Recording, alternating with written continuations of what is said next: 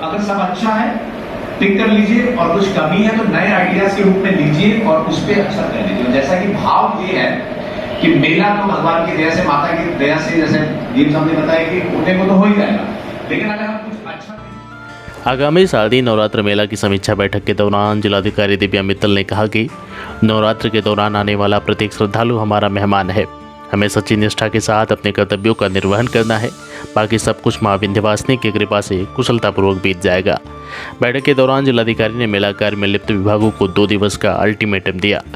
उन्होंने कहा कि 23 सितंबर को समस्त मेला क्षेत्र का भ्रमण कर स्थलीय निरीक्षण करूंगी।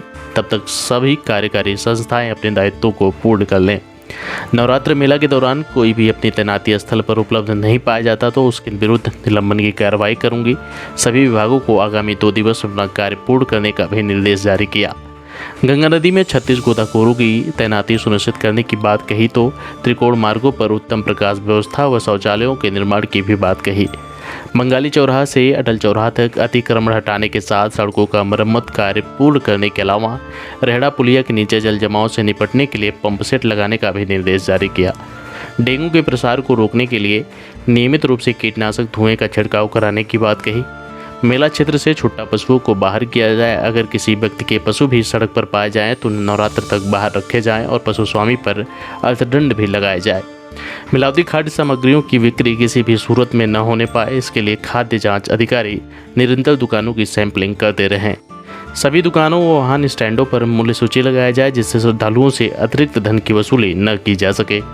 वहीं पुलिस अधीक्षक संतोष कुमार मिश्र ने कहा कि रौनकता ही मेले का मुख्य आकर्षण होता है। हमारा उद्देश्य किसी को भी पीड़ा न पहुंचाने का है। विभागियों का आत्मबल बढ़ाते हुए उन्होंने कहा कि आप लोग बिना किसी दबाव के भयमुक्त होकर अपनी जिम्मेदारियों का निर्वहन करें।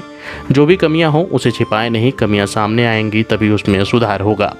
रेलवे स्टेशन पर कोई भगदड़ इत्यादि की घटना न घटने पाए, इसके लिए उन्होंने एडीएम और एसपी सिटी को मौके पर जाकर योजना बनाने की बात कही। रेलवे और रोडवेज परिसर में मेला सहायता केंद्र खोले जाने की बात कही। उन्होंने कहा कि मेला क्षेत्र को 10 जोन व 21 सेक्टरों में विभाजित किया गया है। इस दौरान अपर जिलाधिकारी शिव प्रताप शुक्ला, पुलिस अधीक्षक नगर श्रीकांत प्रजापति, नगर रजिस्ट्रार विनय कुमार सिंह, क्षेत्राधिकारी नगर प्रभात राय। सदयात्रा न्यूज से आशुतोष शर्मा की खास रिपोर्ट। धन्यवाद। क्या अनुभव रहा है आपका, कितनी तैयारी आपकी? देखिए, मेरे द्वारा कल रात से ही लगातार यहाँ पे स्थलीय निरीक्षण भी किया जा रहा है और आज कप्तान साहब के साथ हमने सभी विभागों के साथ बैठक करके सभी तैयारियों का जायजा लिया। काम हमारा सही चल रहा है। इधर मौसम में बरसात होने की वजह से कहीं कहीं दिक्कतें उत्पन्न हो रही हैं, परंतु हमारी टीम बहुत ही मोटिवेटेड है और हम लोग सब बिल्कुल लगे हुए हैं और मेरा पूरा भरोसा है कि मेले से पहले हम लोग सारी व्यवस्थाएँ कर लेंगे। बरसात होगी, उससे निपटने के लिए, उससे बचने के लिए क्या? देखिए, बरसात होगी, कई सारा हमारा काम है जो सड़क का है जो उससे प्रभावित है, तो हमने वैकल्पिक व्यवस्थाएं बना रखी हैं। जहाँ पे ज़्यादा पानी वहाँ जस्ट के माध्यम से करेंगे, तो हर हमारी टेक्निकल व्यवस्था भी इन प्लेस है जिससे कहीं कोई समस्या न हो। मैडम, मीटिंग भी की है प्रशासन से बैठकर, क्या निकला मीटिंग में? देखिए, मीटिंग लगातार चल रही है, मुझसे पहले भी चल रही थी। तो अब हमारा ये है कि हम लास्ट मोमेंट पे आ गए हैं, तो अब हम टाइमलाइन सेट कर रहे हैं कि ये काम यदि कल सवेरे तक होना है तो कल सवेरे तक हो जाए। तो वही अब हम लोग एनफोर्स कर रहे हैं और यदि क्योंकि कई सारे विभाग इसमें इन्वॉल्व हैं तो आपस में कोऑर्डिनेशन की कोई कमी ना हो, इसी के लिए बैठक। मैम, अवैध वाहन स्टैंड की वजह से बहुत सारे मारपीट होते हैं हमेशा, तो उसके लिए ये चीज़ हमारे संज्ञान में डाली गई है और इसलिए इस बार हम लोग सब ईओ के माध्यम से वैध करा करके उसको रेट लिस्ट लगा करके और पूरा विनियमित देखेंगे कि कहाँ पे पार्किंग है, उसी हिसाब से कराई जाए। ठीक है, थैंक यू।